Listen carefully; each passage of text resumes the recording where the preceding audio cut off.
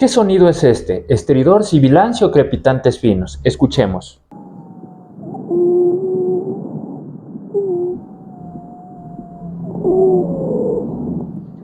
Es una sibilancia.